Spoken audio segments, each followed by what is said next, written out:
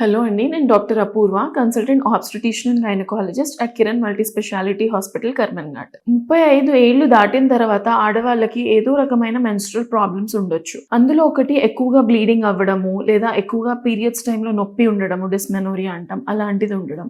So దీనికి operation ఒకటే సొల్యూషనా, uterus తీయడం ఒకటే సొల్యూషనా, లేదంటే వేరే మెడికల్ ట్రీట్మెంట్స్ ఏమైనా ఉన్నాయా అనే దాని గురించి డిస్కస్ చేద్దాం. సో బ్లీడింగ్ ఎక్కువైన వాళ్ళలో యూజువలీ అడినోమయోసిస్ అని, లేదా మైన్యూట్ హార్మోనల్ డిస్టర్బెన్సెస్ ఉండడము, లేదా ఎండోమెట్రియోసిస్ లాంటి కండిషన్ ఉండొచ్చు. సో ఇలాంటి వాళ్ళలో 35-40 ఇయర్స్ ఉన్న వాళ్ళలో అంత చిన్న ఏజ్ లో ఆపరేషన్ కి వెళ్లకుండా చాలా మెడికల్ ఆప్షన్స్ ఉంటాయి. అందులో ఒకటి మెరీనా ఇంట్రాయూట్రైన్ ప్రొజెస్టేషనల్ సిస్టమ్ అంటాము. మెరీనా అంటే ఒక హార్మోన్ ని మన గర్భసంచిలో పెట్టి రోజు అది కొంచెం కొంచెం రిలీజ్ చేస్తూ ఉంటుంది. సో ఎవరైతే రోజు టాబ్లెట్స్ వద్దనుకున్న వాళ్ళలో, లేదా హిస్టెక్టమీ అవసరం లేని వాళ్ళలో Marina is one of the best options.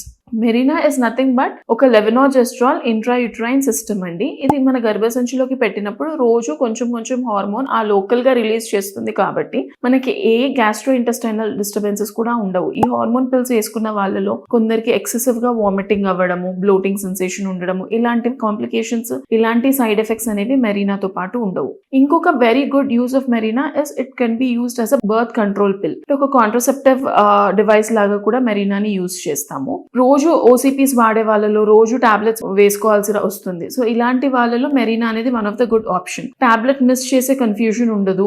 ఒకవేళ టాబ్లెట్ మిస్ చేస్తే నెక్స్ట్ వేసుకోవాలా వద్దా, ఇలా టాబ్లెట్ మిస్ చేయడం వల్ల వచ్చే మెన్స్ట్రల్ ఇర్రెగ్యులారిటీస్ కూడా ఇలాంటి వాళ్ళలో ఉండవు. సో అసలు మెరీనా అనేది ఎవరిలో పెట్టొచ్చు?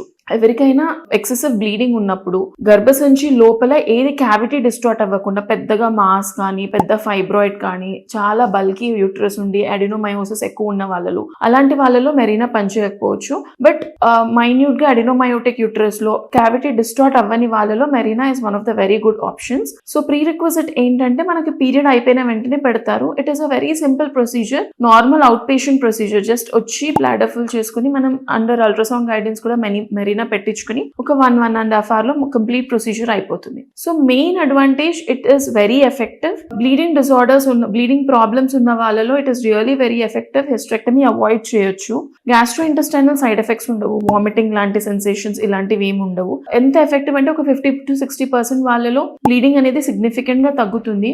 ఒక 15% వాళ్ళలో కంప్లీట్ గా అమెనోరియా, అసలు బ్లీడింగ్ ఏం అవ్వకుండా కూడా ఉండొచ్చు. ఒక్క డిసడ్వాంటేజ్ ఏంటంటే క్యావిటీ డిస్టార్ట్ అయి ఉన్నప్పుడు మెరీనా అనేది పనిచేయకపోవచ్చు, అదంతా అదే ఎక్స్పెల్ అయిపోవచ్చు. సో అలాంటి వాళ్ళకి Marina is not a very good option. So otherwise 35-45 perimenopausal age group లో కూడా ఒకవేళ if the cavity is not distorted and hormonal pills వేసుకోవడానికి ప్రాబ్లం ఉన్న వాళ్ళలో Marina is a very good option. Thank you.